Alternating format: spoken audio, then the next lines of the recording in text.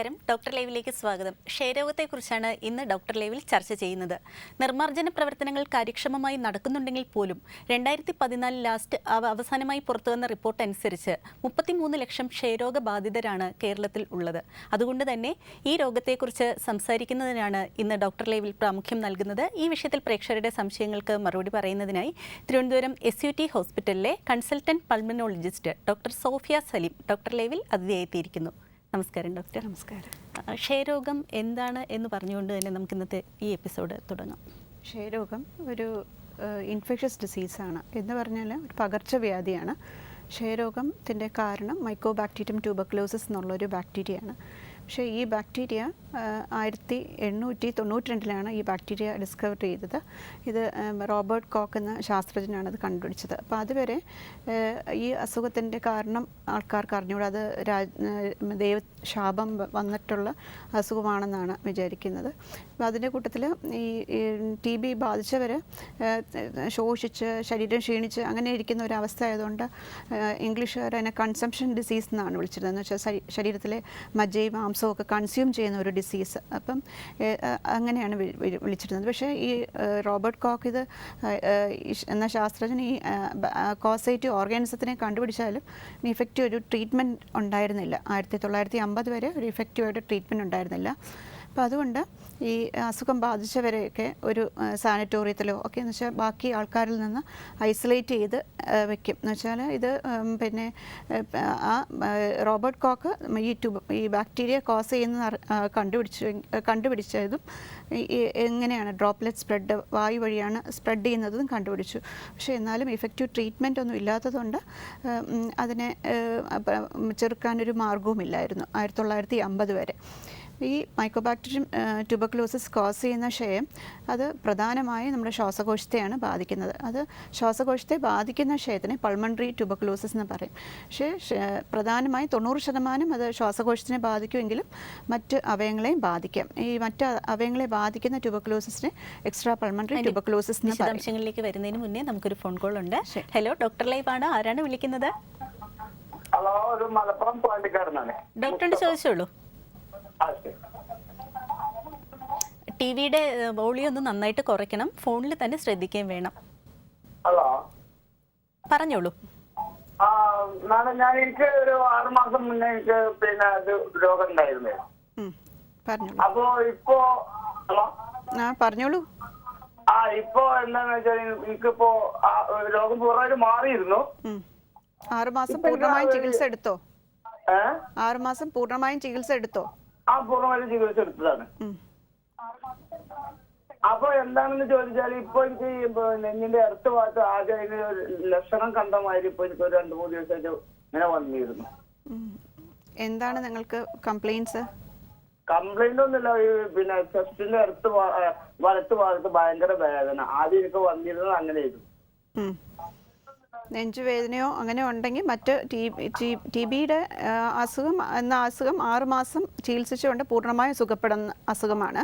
പ്രോപ്പറായിട്ട് ആ മരുന്ന് കൃത്യമായിട്ട് എടുത്തിട്ടുണ്ടെങ്കിൽ അത് 6 മാസം കൊണ്ട് പൂർണ്ണമായും സുഖപ്പെടും. പിന്നെ ഈ നെഞ്ചുവേദന അങ്ങനെ ഉണ്ടെങ്കിൽ വേറെ മസ്കുലർ പെയിനോ മറ്റ് കാരണങ്ങളും കൊണ്ടാവാം. അതുകൊണ്ട് ഞാൻ രണ്ടാമത് വരാൻ സാധ്യത ഇല്ലായകയില്ല. പക്ഷേ പൂർണ്ണമായും ചികിത്സ എടുത്താൽ നമുക്ക് 100% മാറുന്ന ഒരു അസുഖമാണ് ക്ഷയരോഗം. ഡോക്ടർ ലൈവിലേക്ക് വിളിച്ചതിന് നന്ദി. ഡോക്ടർ വളരെ ഭീതിയോടുകൂടിയാണ് പലരും ഇതിനെ ഇന്നും നോക്കി കാണുന്നത്. ചികിത്സാ സൗകര്യങ്ങൾ വളരെയധികം വർദ്ധിച്ചെങ്കിൽ പോലും ശരിക്കും ഇത് എന്തൊക്കെ കാരണങ്ങൾ കൊണ്ടാണ് വരുന്നത്? ക്ഷയരോഗം എന്ന് വെച്ചാൽ ഒരു രോഗിയുടെ അടുത്തുനിന്ന് ഈ അസുഖം മറ്റുള്ളവരുടെ അടുത്തുനിന്ന് സ്പ്രെഡ് ചെയ്യണം. ഇത് ശരിക്കും രോഗിയുടെ രോഗലക്ഷണങ്ങളെന്ന് പറഞ്ഞാൽ ചുമ, 2 ആഴ്ചയിൽ കൂടി നിൽക്കുന്ന ചുമ, നെഞ്ചുവേദന, കഫത്തിൽ രക്തം കാണുക, പിന്നെ അതുപോലെ ശ്വാസതടസ്സം ആയിട്ട് ഇത് ചെയ്യാം. പിന്നെ പനി വരാം, വൈകിട്ട് പനി, ശരീരക്ഷീണം, വിശപ്പില്ലായ്മ, ഇതൊക്കെയാണ് രോഗലക്ഷണങ്ങൾ. പക്ഷേ അസുഖം സ്പ്രെഡ് ചെയ്യുന്ന മെയിൻ കാരണം ഡ്രോപ്ലെറ്റ് സ്പ്രെഡ് വഴിയാണ്. ചുമയ്ക്കുമ്പോഴോ ഈ രോഗബാധിതരായ ഒരാൾ ചുമയ്ക്കുമ്പോഴോ തുമ്മുമ്പോഴോ സംസാരിക്കുമ്പോഴോ തുപ്പുമ്പോഴോ അന്തരീക്ഷത്തിൽ ഈ അണുക്കൾ സ്പ്രെഡ് ചെയ്യാം. ഒരു പ്രാവശ്യം തുമ്മിയാൽ തന്നെ 40,000 ഡ്രോപ്ലെറ്റ്സ് ആണ് ഒരാൾ പ്രൊഡ്യൂസ് ചെയ്യുന്നത്. അപ്പോൾ ഈ 40,000 ഡ്രോപ്ലെറ്റ്സിൽ അണുക്കൾ ഉണ്ടാവും. അപ്പം നമുക്ക് അതിൽ ഒരു 10 അണുക്കൾ മതി, കുറഞ്ഞത് 10 അണുക്കളും എങ്കിലും മതി വേറൊരാൾക്ക് ഇൻഫെക്ഷൻ ഉണ്ടാവാൻ. പക്ഷേ എല്ലാവർക്കും ഇൻഫെക്ഷൻ വരണം എന്നില്ല. ഇൻഫെക്ഷൻ ഉണ്ടാവാൻ പല പല കാരണങ്ങളുണ്ട്. എന്ന് വെച്ചാൽ ഒന്ന്, നമ്മളെ ഈ ഈ എക്സ്പോസ്ഡ് ആയ ആൾക്കാരുടെ ഇമ്മ്യൂണിറ്റി തന്നെയാണ് ഏറ്റവും വലിയ ഒരു പ്രിവെൻറ്റീവ് ഫാക്ടർ. നല്ല ഇമ്മ്യൂണിറ്റി ഉള്ള ആളാണെങ്കിൽ രോഗം വേഗം പിടിപെടില്ല. പിന്നെ സ്മോക്കറാണ്, പുകവലിക്കുന്ന ആളാണെങ്കിൽ അദ്ദേഹത്തിന് ആൾക്കാർക്ക് ഈ സാധാരണ ആൾക്കാരെക്കാട്ടി 2% ചാൻസാണ് കൂടുതൽ TB പിടിപെടാൻ. അതുപോലെ ഡയബറ്റിസ്, HIV, പിന്നെ അതുപോലെ മറ്റ് അസുഖങ്ങൾ, മറ്റേ സ്റ്റിറോയിഡ്സ് എടുക്കുന്നവരിൽ, പിന്നെ പ്രോപ്പറായിട്ട് മാൽനറിഷ്ഡ് ഇൻഡിവിജ്വൽസ് എന്ന് പറഞ്ഞാൽ ഭക്ഷണം പ്രോപ്പറായിട്ട് കഴിക്കാൻ പറ്റാത്ത ആൾക്കാർക്ക്, നമ്മുടെ പ്രതിരോധ ശക്തി കുറഞ്ഞവർക്ക് കൂടുതൽ ചാൻസാണ്. ഈ ഇൻഫെക്റ്റിവിറ്റി ഇൻഫ്ലുവൻസ് ചെയ്യുന്ന കാര്യങ്ങൾ നമ്മളെ ഒരാൾ തുപ്പുമ്പോഴോ ചുമയ്ക്കുമ്പോഴോ എത്ര അന്തരീക്ഷത്തിൽ നിൽക്കുന്നോ അത്ര അണുക്കളുടെ സ്ട്രെങ്ത് അനുസരിച്ചിരിക്കും എത്ര. പിന്നെ രണ്ടാമത് ഇവർ സ്പെൻഡ് ചെയ്യുന്ന റൂമിലെ വെന്റിലേഷൻ പ്രോപ്പറായിട്ട് വെന്റിലേറ്റഡ് ആയിട്ടൊരു റൂമിലായിരിക്കുന്നെങ്കിൽ, അങ്ങനെ ഒരു അന്തരീക്ഷമാണെങ്കിൽ മറ്റു ആൾക്കാർക്ക് പകരുന്നത് നമുക്കൊന്ന് തടയാം. നമുക്കൊരു കോളർ കൂടെ ഉണ്ട്. ഹലോ, ഡോക്ടർ ലൈവ് ആണ്. ആരാണ് വിളിക്കുന്നത്? അതെ, എനിക്ക് കല്ലമ്പലത്ത് നിന്നാണ്, സുദർശൻ എന്നാണ് പേര്. ഡോക്ടറുടെ ചോദിച്ചോളൂ. പറഞ്ഞോളൂ, ചോദിച്ചോളൂ. ഹലോ. പറഞ്ഞോളൂ. ഹലോ, പറഞ്ഞോളൂ. ഹലോ സാറ്, ഞാൻ ഒരു സംശയം ഉണ്ടായിരുന്നു. ഈ ക്ഷയരോഗത്തിന് അതിന്റെ ലക്ഷണങ്ങൾ നമുക്ക് എങ്ങനെ സ്വയം അറിയാൻ പറ്റും ഡോക്ടർ? അതിനെ പറ്റി ഒരു 2 ആഴ്ചയിൽ നീണ്ടു നിൽക്കുന്ന ചുമ, പനി, ശരീരക്ഷീണം, വിശപ്പില്ലായ്മ, ഇതിങ്ങനെയൊക്കെ സിംറ്റംസ് ഉണ്ടെങ്കിൽ തീർച്ചയായിട്ടും നിങ്ങൾ അടുത്തുള്ള പ്രാഥമിക ആരോഗ്യ കേന്ദ്രത്തിൽ പോകുക, അല്ലെങ്കിൽ നിങ്ങളെ കാണിക്കുന്ന ഡോക്ടറെ കാണിക്കുക, കഫം പരിശോധിക്കുക, നെഞ്ചിൻ്റെ എക്സ്റേ എടുക്കുക. കഫം പരിശോധിച്ചാൽ തന്നെ നമുക്ക് TB ഉണ്ടോ ഇല്ലയോ എന്ന് മനസ്സിലാക്കാം. എല്ലാ സർക്കാർ ആശുപത്രിയിലും ഇതിനുള്ള സൗകര്യമുണ്ട്. ഡോക്ടർ ലൈവിലേക്ക് വിളിച്ചതിന് നന്ദി. ഡോക്ടർ, എങ്ങനെയാണ് നമ്മൾ രോഗനിർണയം നടത്തുന്നത്? രോഗനിർണയം എന്ന് വെച്ചാൽ ഈ അണുക്കൾ മൈക്കോബാക്ടീരിയം ട്യൂബർക്ലോസിന് നമ്മൾ മൈക്രോസ്കോപ്പിൽ കൂടെ കണ്ണെന്നാണ് ഏറ്റവും വലിയ ഒരു ഡയഗ്നോസ്റ്റിക് ടെസ്റ്റ് തന്നെ. അപ്പോൾ ഏത് കഫം ആണെങ്കിലും അല്ലെങ്കിൽ ഏത് അവയവങ്ങളെ ബാധിച്ചാലോ ആ ബോഡി ഫ്ലൂയിഡ്സോ സെക്രീഷൻസോ അത് മൈക്രോസ്കോപ്പി വെച്ചിട്ട് അതിനകത്ത് ഈ അണുക്കളെ കണ്ടാൽ അത് തന്നെയാണ് പോസിറ്റീവ് ഡയഗ്നോസിസ്. ഇതല്ലാതെ നമ്മുടെ ചെസ്റ്റ് എക്സ്റേ, ഇപ്പം എല്ലാവരിലും 100% TB ബാധിച്ച് 100% ആൾക്കാരിലും കഫത്തിൽ അണുക്കളെ കാണണം എന്നില്ല. അതുകൊണ്ട് ചെസ്റ്റ് എക്സ്റേ എടുക്കാം. ചെസ്റ്റ് എക്സ്റേയിൽ അതിൻ്റേതായ ലക്ഷണങ്ങളുണ്ടെങ്കിൽ നമുക്ക് മറ്റ് പരിശോധനകളൊക്കെ ചെയ്ത് അത് കൺഫേം ചെയ്യാൻ പറ്റും. പിന്നെ ട്യൂബർക്ലോസിസ് സ്കിൻ ടെസ്റ്റ് എന്നൊരു ടെസ്റ്റ് ഉണ്ട്, മാൻഡോ ടെസ്റ്റ്. അത് നമ്മൾ ഡയഗ്നോസിസ് ഹെൽപ്പ് ചെയ്യുന്ന ഒരു ടെസ്റ്റാണ്, പക്ഷേ അത് കൺഫർമേറ്ററി അല്ല. പിന്നെ TB ബാക്ടീരിയ കൾച്ചർ ടെസ്റ്റൊക്കെ ഉണ്ട്, പക്ഷേ അതിന് കുറച്ച് റിസൾട്ട് വൈകും. 2 തൊട്ട് 6 ആഴ്ച വരെ വരും അതിൻ്റെ റിസൾട്ട്സൊക്കെ കിട്ടാൻ. ഈ ടെസ്റ്റുകളൊക്കെ ഇതാണ് സാധാരണ ഒരു നമ്മൾ TB സസ്പെക്ട് ചെയ്താൽ ചെയ്യുന്ന ഒരു ടെസ്റ്റുകൾ. ഡോക്ടർ, നമുക്കൊരു കോളർ കൂടെ ഉണ്ട്. ഹലോ, ഡോക്ടർ ലൈവ് ആണ്. ആരാണ് വിളിക്കുന്നത്? എന്റെ പേര് രമേഷ് എന്നാണ്. ഡോക്ടറുടെ രമേഷ് ചോദിച്ചോളൂ. ചെന്നൈയിൽ നിന്നാണ് വിളിക്കുന്നത്. ഡോക്ടറുടെ ചോദിച്ചോളൂ. ചോദിച്ചോളൂ രമേഷ്. ഹലോ, ചോദിച്ചോളൂ. എനിക്ക് എന്റെ സിസ്റ്റേഴ്സിന് 2-3 വർഷം മുമ്പേ ചെസ്റ്റിലൊരു TBയുടെ എഫക്ട് ഉണ്ടായിരുന്നു. അത് 6 മാസം 7 മാസത്തോളം ട്രീറ്റ്മെന്റ് എടുത്തിട്ട് മെഡിസിൻ കൊടുത്തിട്ട് കംപ്ലീറ്റ് ക്യൂറായി. ഇപ്പോൾ കഴിഞ്ഞ 1 വർഷത്തിന് മുമ്പേ ലിംഫ് നോഡിൽ ഒരു മുഴ വന്നു. അത് ബയോപ്സി ചെയ്ത് നോക്കുമ്പോൾ TB ഉണ്ടെന്നാണ് പറയുന്നത്. ലിംഫ് നോഡിൽ ഒരു മുഴ വന്നിട്ട് അതിന്റെ ട്രീറ്റ്മെന്റ് എടുത്തിട്ടില്ല. കാരണം ഒരു മുലപ്പാല് കുടിക്കുന്ന ഒരു കുഞ്ഞുള്ളുണ്ട്. അത് കഴിഞ്ഞിട്ട് കുടിക്കാന്ന് പറഞ്ഞിട്ട് ഒരു 1.5 വർഷമായിട്ട് ട്രീറ്റ്മെന്റ് എടുക്കാതെ വെച്ചിരിക്കുക. അത് കഴിഞ്ഞിട്ട് എടുക്കാന്ന് പറഞ്ഞിട്ട് അത് നമുക്ക് ഈ എക്സ്ട്രാ പൾമണറി ട്യൂബർക്ലോസിൻ്റെ കൂടെ വരും ഈ lymph node tuberculosis. Usually extra pulmonary tuberculosis എന്ന് പറയും. നമ്മുടെ ശ്വാസകോശത്തെ അല്ലാതെ മറ്റ് അവയവങ്ങളെ ബാധിക്കുന്ന ട്യൂബർക്ലോസിസ് ആണ് എക്സ്ട്രാ പൾമണറി ട്യൂബർക്ലോസിസ്. സാധാരണ നമ്മുടെ നാട്ടിൽ കടലുകളെ ബാധിക്കുന്ന ഈ ലിംഫ് നോഡ് ട്യൂബർക്ലോസിസ് ആണ് എക്സ്ട്രാ പൾമണറിയിൽ കോമണസ്റ്റ്. അപ്പം ഇത് ഈ ട്യൂബർക്ലോസിസ് വരുന്നത് എക്സ്ട്രാ പൾമണറി വരുന്നത് യൂഷ്വലി പൾമണറി ട്യൂബർക്ലോസിസ് വന്നിട്ട് എക്സ്ട്രാ പൾമണറി വരാം. അപ്പം നേരത്തെ ക്ഷയരോഗം വന്നപ്പം ഈ കുറച്ച് ഡോമൻ ബാസിലസ് വേറെ ഈ കടലുകളിൽ കാണും. ഇത് നമ്മുടെ ഇമ്മ്യൂണിറ്റി കുറഞ്ഞ സമയത്തോ അങ്ങനെ വരുമ്പം അത് ആക്ടിവേറ്റഡ് ആവാം. അപ്പോൾ അങ്ങനെയാണ് ആയിരിക്കും സെക്കൻഡറി ആയിട്ട്, അല്ലെങ്കിൽ ഫ്രഷ് ഇൻഫെക്ഷനും തന്നെ ആവാം, റീ ഇൻഫെക്ഷൻ തന്നെ ആവാം. അപ്പം അതുകൊണ്ടായിരിക്കും ഇത് രണ്ടാമതായിട്ട് ലിംഫ് നോഡ് ട്യൂബർക്ലോസിസ് വന്നത്. അത് ശരിക്കും ആ കഴല ബയോപ്സി എടുത്തിട്ട് അത് ഹിസ്റ്റോപത്തോളജി എക്സാമിനേഷൻ ചെയ്താലേ അത് നമുക്ക് കൺഫർമേറ്ററി അറിയാൻ പറ്റത്തുള്ളൂ ഇത് TB ആണോ അല്ലയോ എന്ന്. പക്ഷേ ബയോപ്സി ചെയ്തു. ശരി, അങ്ങനെയാണെങ്കിൽ തീർച്ചയായിട്ടും അവർ ചികിത്സ എടുക്കേണ്ടത് തന്നെയാണ്. തീർച്ചയായിട്ടും വെച്ചാൽ ഇത് വീണ്ടും മറ്റ് ഓർഗൻസിലോട്ടും സ്പ്രെഡ് ചെയ്യാനുള്ള ചാൻസ് ഉണ്ട്. കഴലുകളുള്ള TB സ്കിന്നിലോട്ട് പുറത്ത് പൊട്ടി ഒലിക്കാനും ഒക്കെ സൈനസ് ഫോം ചെയ്യാനും ഒക്കെ സാധ്യതയുണ്ട്. അതുകൊണ്ട് തീർച്ചയായിട്ടും ചികിത്സ എടുക്കണം. അപ്പം മുലയൂട്ടുന്ന കുട്ടി ഉള്ളതുകൊണ്ട് പിന്നെ ഇത് കുറച്ച് നാൾ കൂടുതൽ വെയിറ്റ് ചെയ്ത് കഴിഞ്ഞിട്ട് എന്നാലും as early as possible treatment എടുക്കുന്നതാണ് നല്ലത്. ഡോക്ടർ ലൈവിലേക്ക് വിളിച്ചതിന് നന്ദി. ഇനിയൊരു ഇടവേളയ്ക്കുള്ള സമയമാണ്. ഇടവേളയ്ക്ക് ശേഷം വീണ്ടും തുടരും.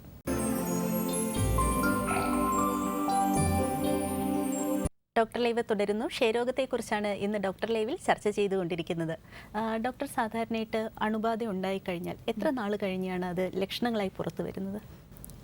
ശരിക്കും ഒരാൾക്ക് അണുബാധ ഉണ്ടായാൽ അയാൾക്ക് രോഗം പകർത്താൻ 2 to 3 വീക്സ് കഴിഞ്ഞിട്ടേ സാധിക്കുകയുള്ളൂ. അപ്പോൾ ഈ രോഗലക്ഷണങ്ങൾ വരുന്നതിന് മിനിമം ഒരു 2 to 3 വീക്സ് എടുക്കും. എന്ന് വെച്ചാൽ നമ്മൾ സാധാരണ സിംറ്റംസ് രോഗലക്ഷണങ്ങൾ കണ്ടു തുടങ്ങിയിട്ട് നമ്മൾ ഡോക്ടറെ അടുത്ത് പോകുന്ന ആ ലാഗ് ഉണ്ടല്ലോ, ആ സമയത്ത് തന്നെ ആ രോഗലക്ഷണങ്ങളൊക്കെ കണ്ടു തുടങ്ങും. ഒരു 2 to 3 വീക്സിനകം ആ അസുഖം പേഷ്യൻ്റ് ഇൻഫെക്റ്റഡ് ആവുകയും പേഷ്യന് മറ്റുള്ളവരിൽ സ്പ്രെഡ് ചെയ്യാനായിട്ടുള്ള കണ്ടീഷൻ ആക്കുകയും ചെയ്യാം. പക്ഷേ ഒരു പ്രോപ്പറായിട്ട് ട്രീറ്റ്മെൻറ്റ് എടുത്തില്ലെങ്കിൽ ഒരു രോഗിയുടെ ഹൗസ് ഹോൾഡ് കോണ്ടാക്ട്സിന് തന്നെ 22% ചാൻസ് ഉണ്ട്. അപ്പം നമുക്കൊരു വീട്ടിൽ ഒരു കുട്ടി ട്യൂബർക്ലോസിസ് ബാധിച്ചാൽ അതിൻ്റെ വീട്ടിലെ ബാക്കി അതിൻ്റെ സഹോദരനെയോ അതിൻ്റെ അച്ഛനെയോ അമ്മയ്ക്കോ ഒരു 22% ഉണ്ട് ചാൻസ് ഉണ്ട് ഈ ഇൻഫെക്ഷൻ വരാൻ. പിന്നെ അൺട്രീറ്റഡ് ആണെങ്കിൽ നമ്മൾ ട്രീറ്റ്മെൻ്റ് ഒന്നും എടുക്കാതിരുന്നാൽ 66% വരെ മരണനിരക്ക് ഉയരാം. മരണം അത് നേരത്തെ ട്രീറ്റ്മെൻറ്റ് എടുക്കാത്ത മരണത്തിന് വരെ കാരണമാകാം. പക്ഷേ പ്രോപ്പറായിട്ട് അത് എടുത്തില്ലെങ്കിൽ 66% ഡെത്ത് റേറ്റ് ഉണ്ട്. അതുകൊണ്ട് ഇപ്പം നമുക്ക് പ്രോപ്പറായിട്ട് ഉള്ള ചികിത്സാ രീതിയും എല്ലാം ഉള്ളതുകൊണ്ട് ഏർലിയറായിട്ട് നമ്മൾ രോഗലക്ഷണങ്ങൾ കണ്ടാൽ തന്നെ ഒരു വൈദ്യസഹായം തേടി അത് അനുസരിച്ചുള്ള ട്രീറ്റ്മെൻറ്റ് എടുക്കുകയാണ് വേണ്ടത്. ഡോക്ടർ, നമുക്കൊരു കോളർ കൂടെ ഉണ്ട്. ഹലോ, ഡോക്ടർ ലൈവാണ്. ആരാണ് വിളിക്കുന്നത്? ഹലോ. ഡോക്ടറിന്റെ ചോദിച്ചോളൂ. ചോദിച്ചോളൂ.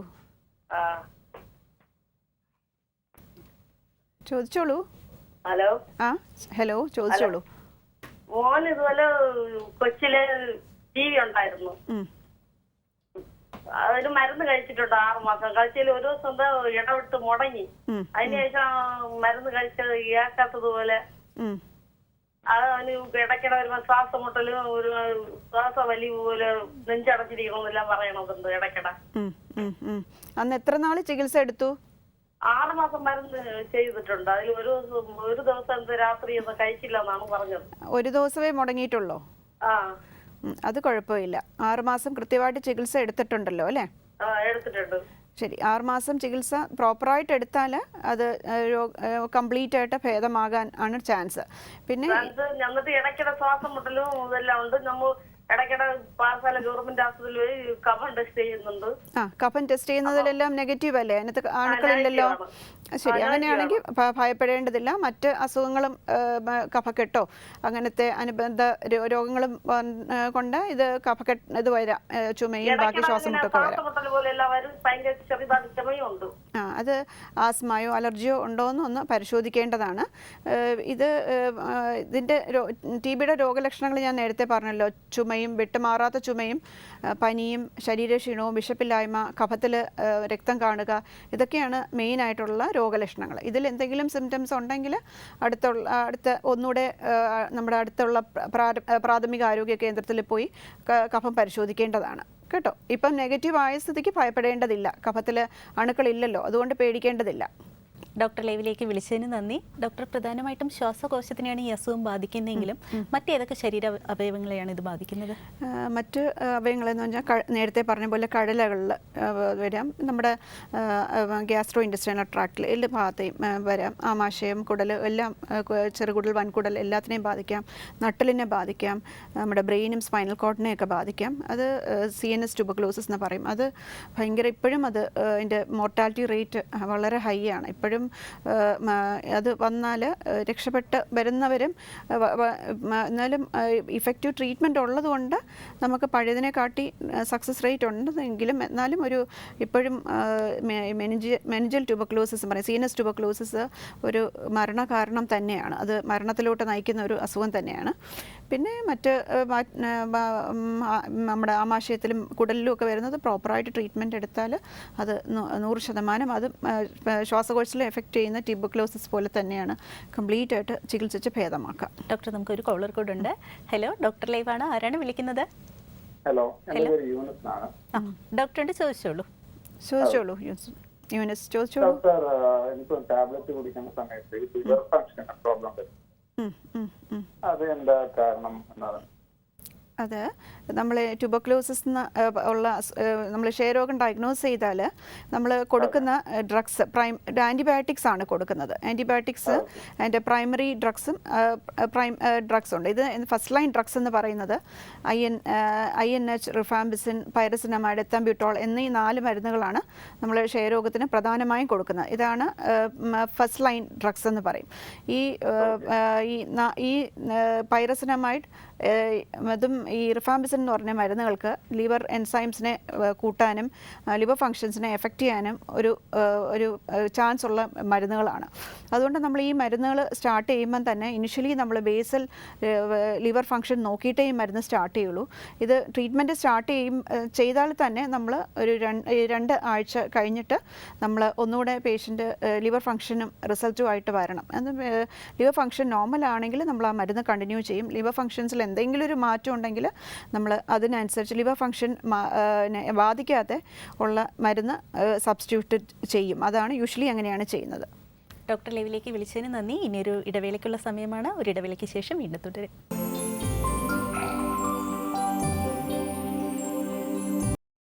ഡോക്ടർ ലൈവ് തുടരുന്നു. ക്ഷയരോഗത്തെക്കുറിച്ചാണ് ഇന്ന് ഡോക്ടർ ലൈവിൽ ചർച്ച ചെയ്തുകൊണ്ടിരിക്കുന്നത്. ഡോക്ടർ, ചികിത്സാ രീതികളെക്കുറിച്ച് പറയുമ്പോൾ ഒഴിവാക്കാനാത്ത ഒരു വാക്കാണ് ഡോട്ട്സ്. അതെന്താണെന്നൊന്ന് വിശദീകരിക്കാം. ഡോട്ട്സ് എന്ന് പറഞ്ഞാൽ directly observe treatment short term എന്നാണ് അതിൻ്റെ ഫുൾ ഫോം. ഇത്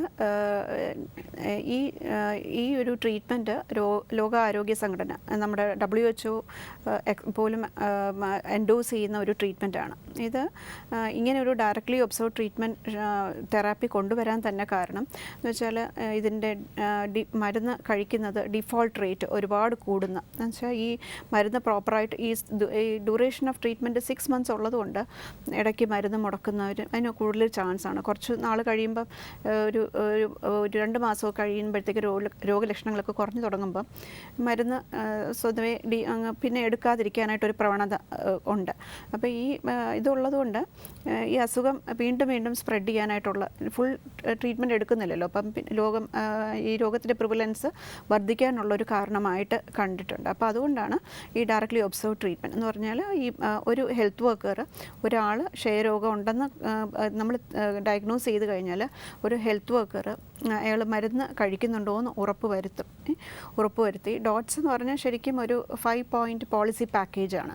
അത് ഒന്നിൽ ഫസ്റ്റ് നമ്മുടെ ഒരു ഗവൺമെൻറ് പോളിസിയാണ്, ഗവൺമെൻറ് കമ്മിറ്റ്മെൻറ്റ് വേണം എന്ന് പറഞ്ഞാൽ. പിന്നെ രണ്ടാമത് ഈ മൈക്രോസ്കോപ്പി, സ്പ്യൂട്ടം മൈക്രോസ്കോപ്പി, കഫത്തിൽ അണുക്കൾ ഇത് കണ്ടുപിടിക്കാനുള്ള ഫെസിലിറ്റീസ് എല്ലാ പെരിഫറൽ ലെവലും വേണം.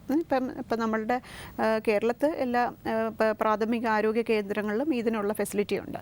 തേർഡ്, നമുക്ക് അൺഇൻറ്ററപ്റ്റഡ് സപ്ലൈ ഓഫ് മെഡിക്കേഷൻസ്. ഇപ്പോൾ നമുക്ക് ഈ മെഡിസിൻ തന്നെ 6 മാസം കഴിക്കേണ്ട മരുന്നുകളാണ്. അപ്പോൾ ഇത് മുടങ്ങിയാൽ ഈ അസുഖം, ഈ ബാക്ടീരിയ ഈ മരുന്നിന് റെസിസ്റ്റൻസ് ഡെവലപ്പ് ചെയ്യാൻ ചാൻസ് ഉണ്ട്. അപ്പോൾ അതുകൊണ്ട് മരുന്ന് മുടങ്ങാത്ത രീതിയിൽ രോഗിക്ക് മരുന്ന് എത്തിക്കണം.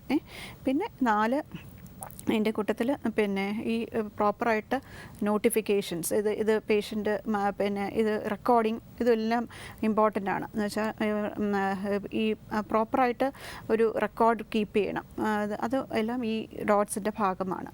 അപ്പോൾ ഇത് ശരിക്കും ഒരു നല്ല പ്രോഗ്രാമാണ്. ഇത് പ്രോപ്പറായിട്ട് ഇംപ്ലിമെൻറ്റ് ചെയ്ത് ഈ ഡ്രഗ് ട്രീറ്റ്മെൻറ്റ് പ്രോപ്പറായിട്ട് എടുക്കുകയാണെങ്കിൽ നമുക്ക് ഇപ്പോഴത്തെ ഉള്ള ടാർഗറ്റ് അനുസരിച്ച് നമുക്ക് 2035 ആകുമ്പം ഈ പ്രിവലൻസ് റേറ്റ് കുറച്ച് പോളിയോ പോലെ നിർമ്മാർജ്ജനം ചെയ്യണം എന്നാണ് നമ്മുടെ ഗവൺമെൻറ്റിൻ്റെ ഒബ്ജക്റ്റീവ്. പക്ഷേ ഇത് പ്രോപ്പറായിട്ട് ഇത് ഡോട്ട്സ് നന്നായി പ്രോപ്പറായിട്ട് കൊണ്ടുപോവുകയാണെങ്കിൽ നമുക്ക് ടാർഗറ്റിൽ എത്താൻ കഴിയും.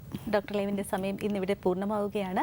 ക്ഷയരോഗത്തെക്കുറിച്ചാണ് ഇന്ന് ഡോക്ടർ ലൈവിൽ ചർച്ച ചെയ്തത്. തിരുവനന്തപുരം SUT ഹോസ്പിറ്റലിലെ കൺസൾട്ടൻറ്റ് പൾമനോളജിസ്റ്റായ ഡോക്ടർ സോഫിയ സലിം ആണ് ഇന്ന് ഡോക്ടർ ലൈവിൽ അതിഥിയായെത്തിയത്. നന്ദി, നമസ്കാരം.